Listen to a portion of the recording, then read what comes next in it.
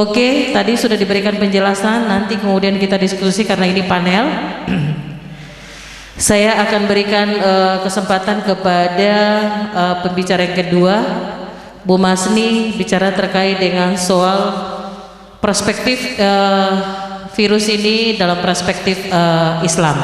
Karena kita semua majelis ta'limnya, bagaimana peran ibu-ibu, bagaimana peran orang tua dalam situasi pandemi Covid untuk mengatur bahwa ternyata di dalam pandemi Covid ini dalam Al-Quran juga harus dijelaskan. Ini yang perlu ibu-ibu tahu terkait dengan soal ayatnya, bagaimana penjelasannya dalam Al-Quran dan sebagainya.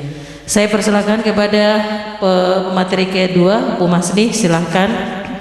Assalamualaikum warahmatullahi wabarakatuh. A'udzubillahi minasyaitonirrajim. Bismillahirrahmanirrahim. Alhamdulillahirabbil alamin wa bihi nasta'in ala umurid dunya waddin. Wassalatu wassalamu ala asrafil anbiya wal mursalin wa ala alihi wa sahbihi ajmain.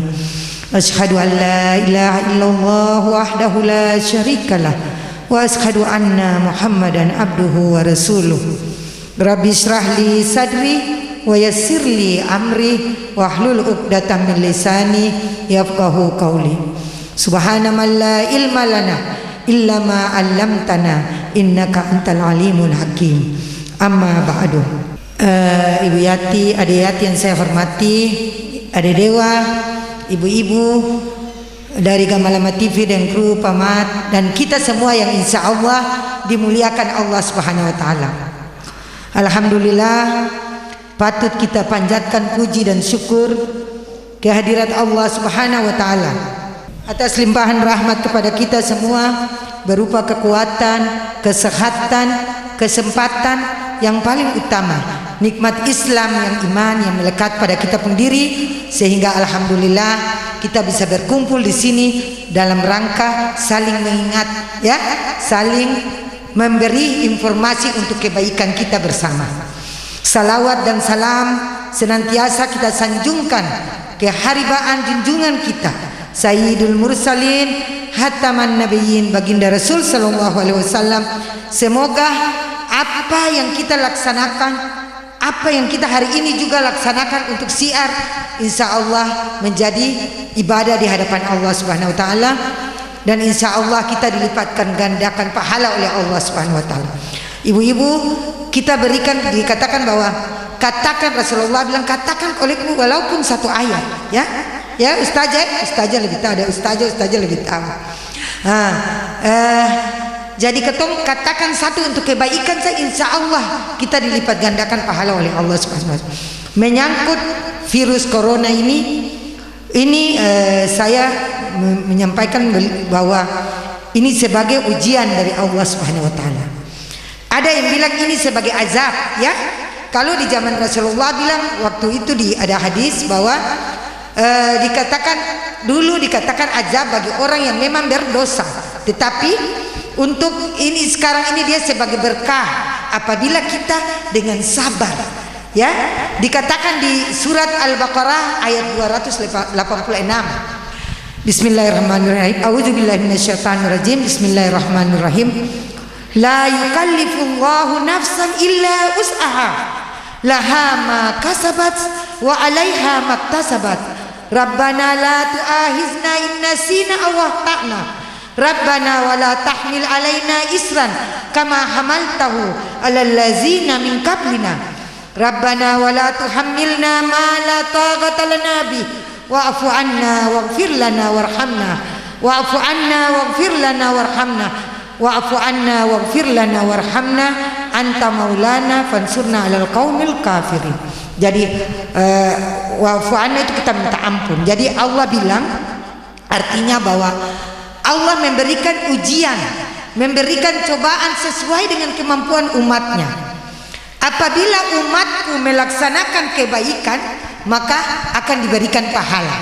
Dan apabila umatku melaksanakan dosa atau kesalahan, maka akan mendapat siksa, ya, dikategorikan sebagai dosa. Sebenarnya tadi ada saya video itu paling bagus ibu-ibu. Itu Ustadz As-Sarif Jadi di video itu di surat Al-Jum'ah ayat 8 Allah bilang, hai umatku, jangan, engkau tidak bisa lari dalam kematian, tidak bisa lari dalam kematian, karena mati itu akan mengikuti engkau. Allah yang lebih tahu mana yang nyata dan mana yang tidak nyata. Itu di surat Az-Zumuah ayat 8. Jadi tadi video saya itu tuh mengenai itu.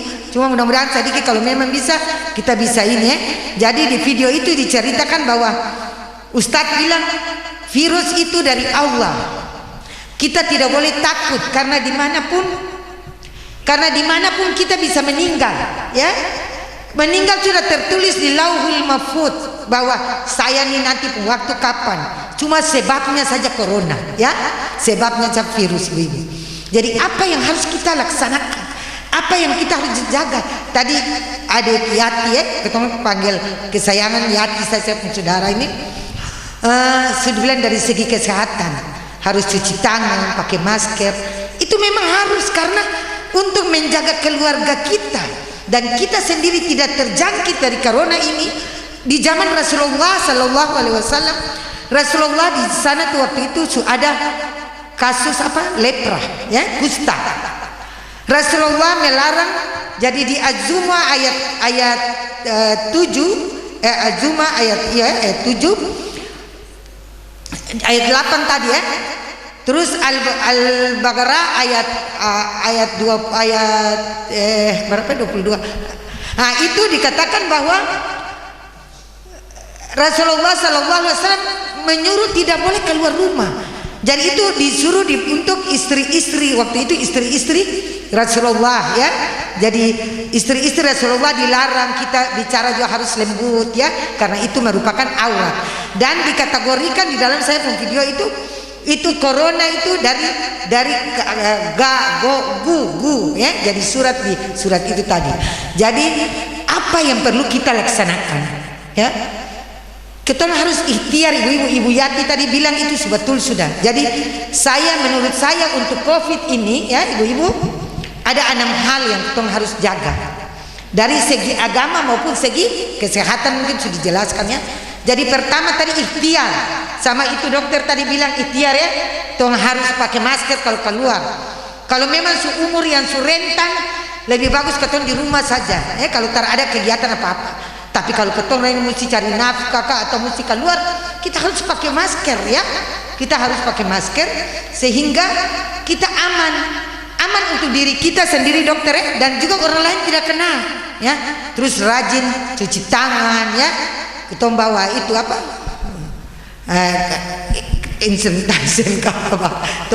Pakai mesti rajin cuci tangan, jangan saling pegang tangan. Saya nih kemarin pergi mengaji, lupa saya jangan sudah. Mau nih ketemu ini harus ikhtiar, ya. Mungkin memang karena ketemu saling rindu sudah lama terpaku dapat. Tapi ketemu dijaga. Allah bilang Rasulullah kan suruh, malah kan dibikin tembok sebagai penghalang, tidak boleh saling mengunjungi. Rasulullah di waktu itu kusta, penyakit kusta, wabah kusta. Jadi di zaman Rasulullah juga memang sudah ada ujiannya, sudah ada ujian dari Allah Subhanahu Wa Taala. Jadi tadi Allah bilang surat Al-Baqarah tadi bahwa Allah memberikan sesuai kebatasan, kemampuan umatnya. Jadi tadi saya sebutkan ikhtiar 6 hal yang harus kita lihat di dalam menyangkut corona ini ya. Dari segi agama pertama tuh, dari segi kesehatan kita harus ikhtiar, harus pakai masker, cuci tangan, jaga jarak. Ini begini ibu-ibu tuh, jarak paling 1 meter atau aku jaga. Ini supaya kita tidak terjangkit, dan untuk kita dan juga untuk orang lain. Yang pertama itu tuh. Yang kedua ibu-ibu kita semua, terutama saya juga, untuk anak-anak, untuk keluarga. Yang kedua tuh kita harus sabar bahwa ini cobaan Allah, cobaan dari Allah ya, cobaan dari Allah, sabar ya. Kalau kita sabar, insya Allah kita ini akan digugurkan dosa-dosa. Nanti saya sebut ada 3 hal Allah bilang dengan corona ini, dengan penyakit ya, dengan wabah ini, ada 3 hal yang Allah akan memberikan kepada kita kalau kita sabar. Tapi saya jelaskan yang ana min dulu. Sabar. Kalau kita sudah sabar, kita ikhlas. Ikhlas ini memang Allah kasih petuntung harus ikhlas. Ton su sabar selama keton su ikhtiar. Su bagus keton su sabar, su ikhlas. Keton apa?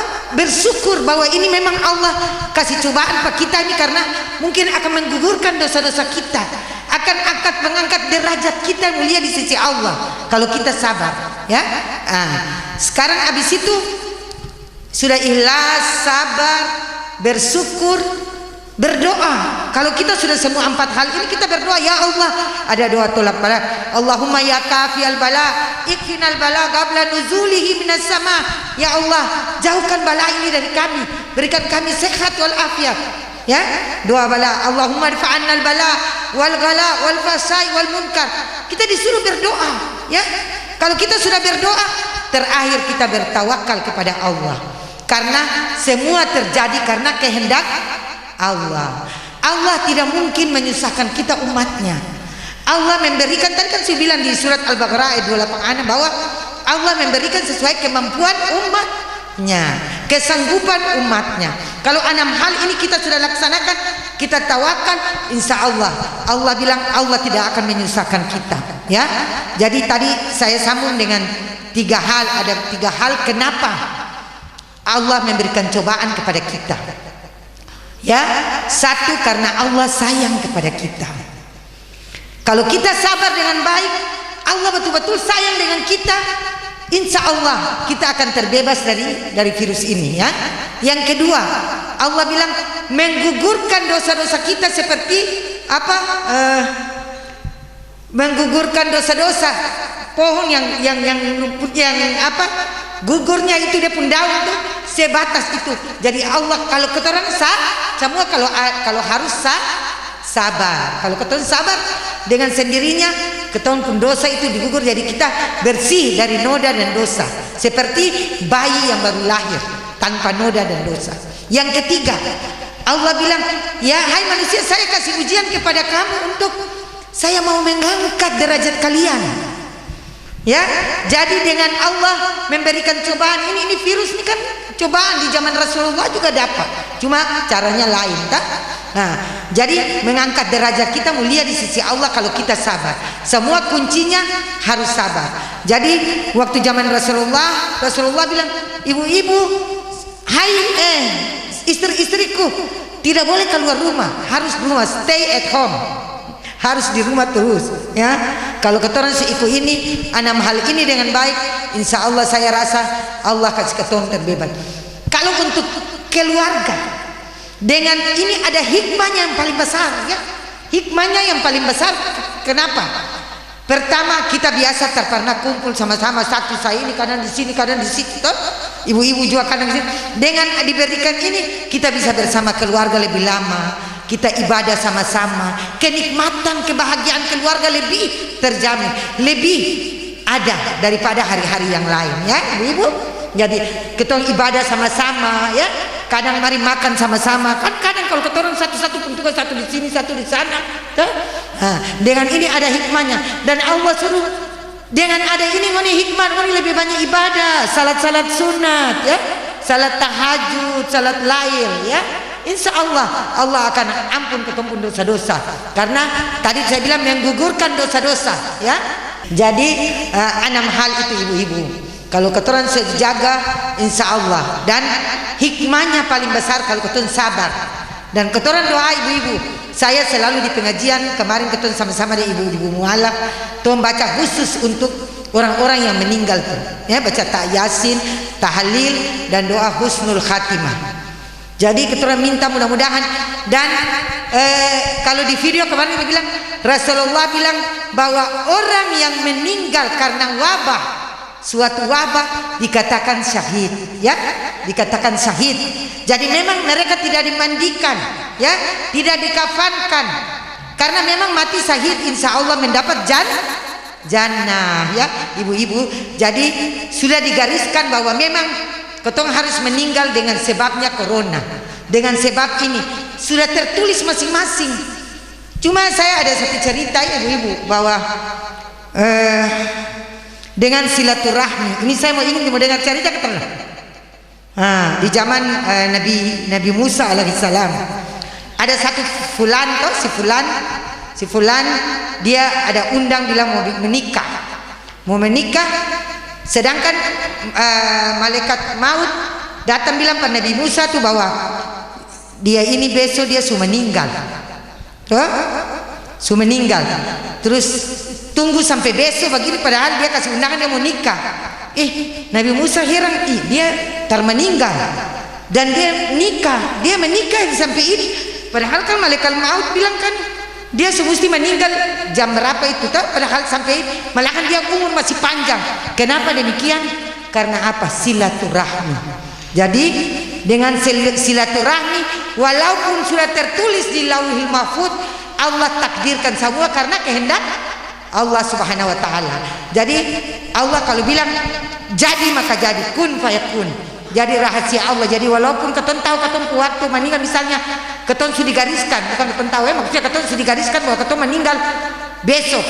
Tapi karena keton pun silaturahmi bagus, akhirnya waktu dia tanya kepada malaikat Nabi Musa tanya bilang, bagaimana kun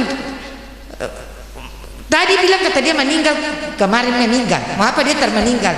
Iya, Allah perintahkan saya jangan kasih meninggal dia dulu. Kenapa? Karena silaturahminya bagus. Dan dia waktu itu dia melihat ada ibu satu susah, tidak makan, tidak minum, susah di jalan, dia bawa pulang di rumah dan dia berikan makan dan itu, dan karena itu dia umur diperpanjang.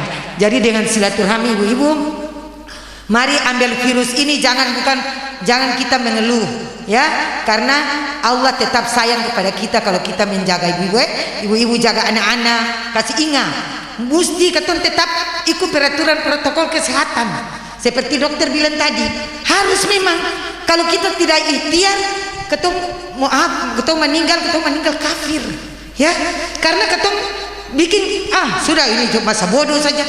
Padahal kalau keton su ikhtiar, 6 hal tadi yang saya bilang tuh, terakhir kita tinggal tawakal berserah diri kepada Allah, karena semua yang Allah gariskan itu pasti ada hikmahnya untuk kebaikan umatnya, kebaikan orang manusia ya ibu-ibu. Ini hal-hal yang paling jaga dan boleh. Jadi nanti keton dialog saya ibu-ibu tadi kalau ada kita pun film itu paling bagus sudah, cuma mudah-mudahan sedikit kalau boleh ya itu yang saya mohon maaf, saya kalau bicara begini saya semangat. Jadi ibu-ibu keton harus semangat ya. Semangat juga bikin keton kekuatan lahir dan batin. Saya ibu-ibu saya 58 tahun. Alhamdulillah. Mudah-mudahan turun sama saya doa ibu-ibu juga semua umur panjang sehat. Selamat dunia wal akhirat insyaallah. Keton pun Pamat dan kru lagi sana Ona dan Febri. Dorang ini berjuang untuk Islam lagi selama ini, amal-amal. Dan sudah pahala juga banyak. Orang dapat pahala lagi. Dan insya Allah menjadi saksi kebaikan timbangan berat kita di akhirat. Dan kita bersama kekasih Allah baginda Rasul sallallahu alaihi wasallam. Allahumma salli wa sallim wa barik alaihi wa ala ali. Terima kasih. Wallahu musta'an. Wassalamualaikum warahmatullahi wabarakatuh.